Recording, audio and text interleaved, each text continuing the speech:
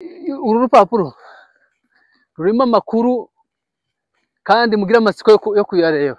Urupapuro rurimo amakuru yose y'iki cyumweru. Babandi bavuga ngo tubazanira amakuru, uyu munsi turayabazanira. Amakuru ashushe cyane. Urabona ko gifunze. Aya makuru avuye mu icapiro. Turafungura tugeze aho tugiye kuyasomera neza neza. Ahantu twateguye hari n'agatuti. Turakirambika niturangiza tuyasome. Sawa, mukomeze mudukurikire gusa turagiye. Nitugera aho tugize turababwira. Tubabwira ko ko hari nandi makuru avuga ko Moise Nyarugabo nawe agiye kuza hehe i Goma. No igihugu noneho biracitse rwose. Sinzi uko noneho abantu bagiye kugira. None se niba Moise Katumbi agiye muri Goma, Joseph Kabila akazi Goma, Moise Katumbi akazi Goma, noneho hari n'undi munyamakuru,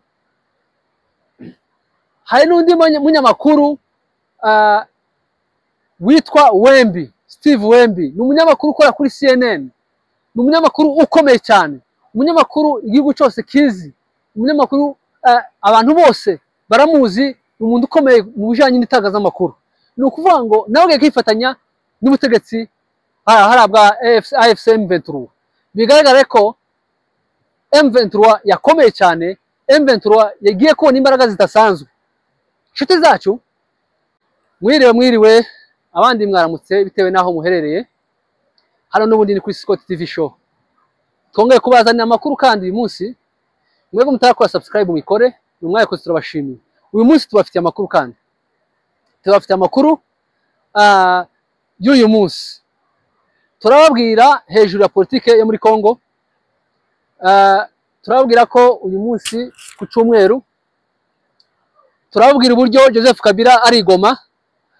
Turababwira uburyo ari buvuge bari mwakire AFC M23 iri muhe ikaze. Turababwira uburyo Moise Katumbi nawe agiye kugera i Goma, uburyo Moise Nyarugabo agiye kugera i Goma nawe kuri uyu munsi.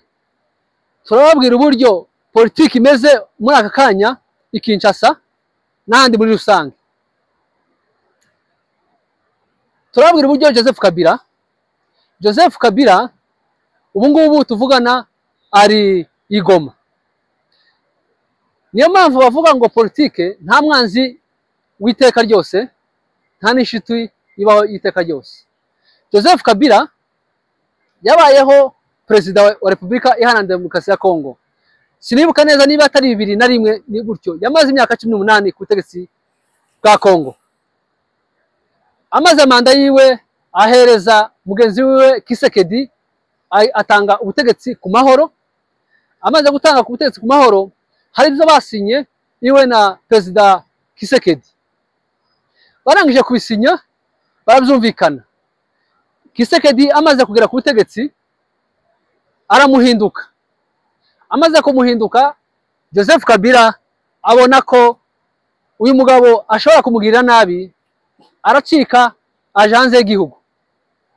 Amakuru atubwira ko yari ari muri South Africa. Iyi myaka yose yaramaze yari muri South Africa akora ibintu by'amashuri yiga.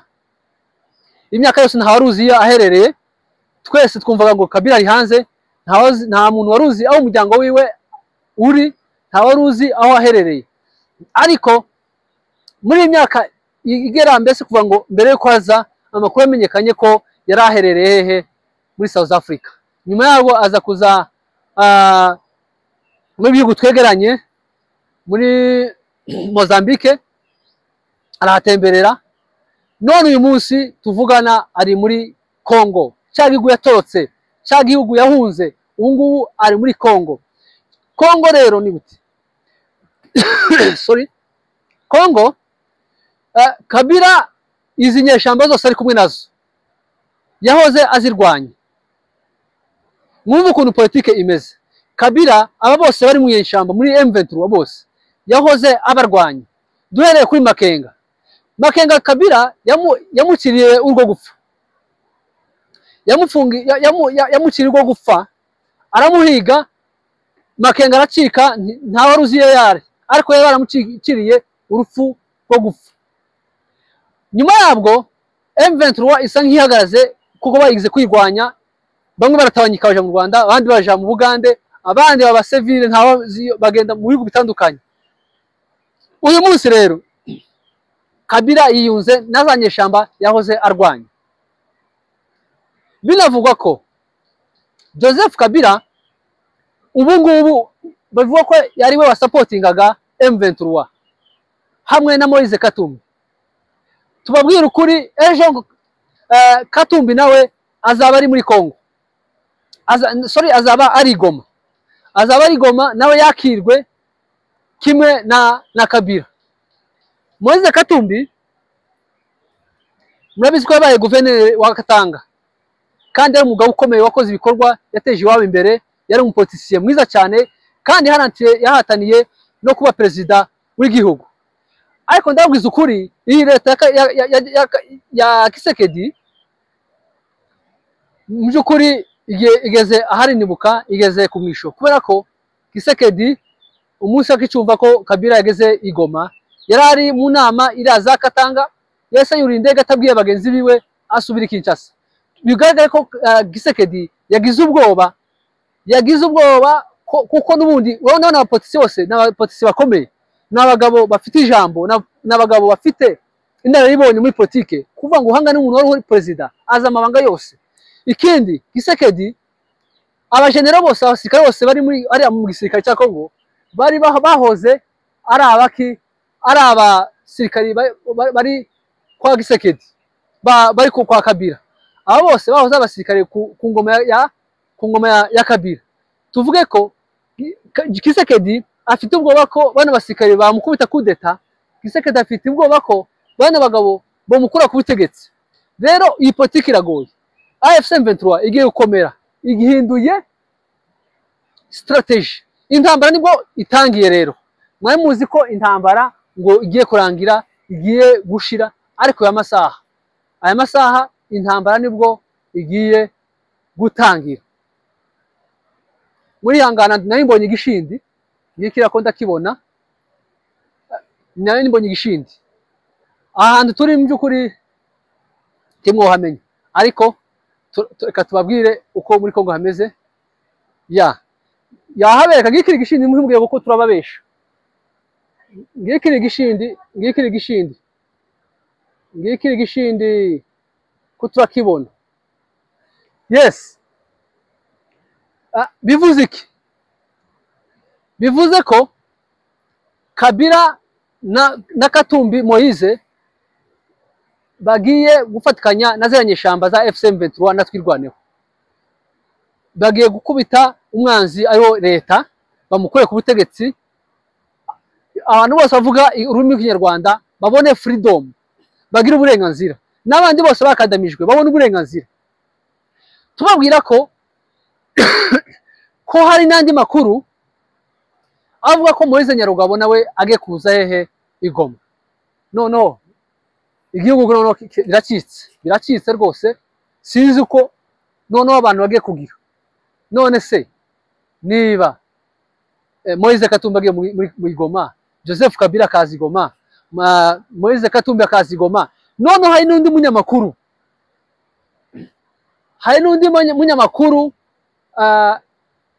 witwa Wembi, Steve Wembi, ni umunyamakuru ukora kuri CNN, ni umunyamakuru ukomeye cyane, umunyamakuru igihugu cyose kizi, umunyamakuru abantu bose baramuzi, umuntu ukomeye mu bijanye n'itangazamakuru. Ni ukuvuga ngo nawe ugiye kwifatanya n'ubutegetsi harabwa AFC M23. Bigaragare ko M23 yakomeye cyane, M23 yagiye kubona imbaraga zidasanzwe. Inshuti zacu reka tubihanga amaso, ariko ibintu ntibyoroshe. Joseph Kabila noneho biratangaje. Je ndifuza kubona Joseph Kabila ari kuramukanya nande na Makenga. Ndifuza kubona Joseph Kabila ari kuramukanya n'uriya mugabo Bisimwa, bose bari kumwe bari kuramukanya n'umugabo bita Nyarugabo, n'uriya Steve Wembe na Moise Nyarugabo. abo bose ndifuza ko ndi kwifuza kubona ifoto yabo bose bari hamwe bavuga ijambo rimwe bahuriza hamwe. Igihugu tugiye kubona igihugu, tugiye kubona uburenganzira, tugiye kubona uburenganzira bwacu twari twarabuze imyaka yose, tugiye kububona. Iyi politiki iragoye kandi mu by'ukuri ntimubwire ngo nuko dukwivuga gusa, ahubwo ibi bintu biragoye. Gusa tubyitege turebe aho biri kugana, turebe ndi umusama ufite ubwoba. Izi ni ibishindi n'ibidasi n'ibiki byose biri kuri ibiti hano. Ni ukuvuga ngo aya makuru ni amakuru dufite meza cyane yo kuvuga ngo twifuza kubona Nyarugabo yageze i Goma, Moise Katumbi ageze i Goma, Steven Wembi ageze i Goma, Kabila Joseph Kabila yageze i Goma. Aya ni amakuru meza cyane tugomba kwishimira cyane. Bari abarundi bari Buvira, bari abazenda bari Buvira, bari bose bari muri ya misozi, vuba aha barahava. Uvira tugiye kwifata vuba, Uvira igiye gufatwa kandi mu mahoro, kandi intambara ikomeye izabonekayo ni intambara yoroshe cyane. Rero ngaye nguko y'uyu munsi mukomeze muryoherwe n'ibiganiro bya Scott TV Show. Mukore like, mukore comment, share, subscribe. Wowe ureba video ukareba video ntukore subscribe, uburiya ubudushikiye. Ariko twebwe turashimira abantu bakoze subscribe, mu by'ukuri mwaradushikiye cyane. Reka tubashimire, nakazoza neje tubafite andi makuru. Mukomeze kuri Scott, murebe Scott TV Show. Amakuru ntimuzayabura, ni amakuru adafite ibihuha, amakuru atariho bavuga ngo atariho ivumbi. Ni amakuru meza cyane. Murakoze cyane, nahejo nakagaruka. Murakoze cyane.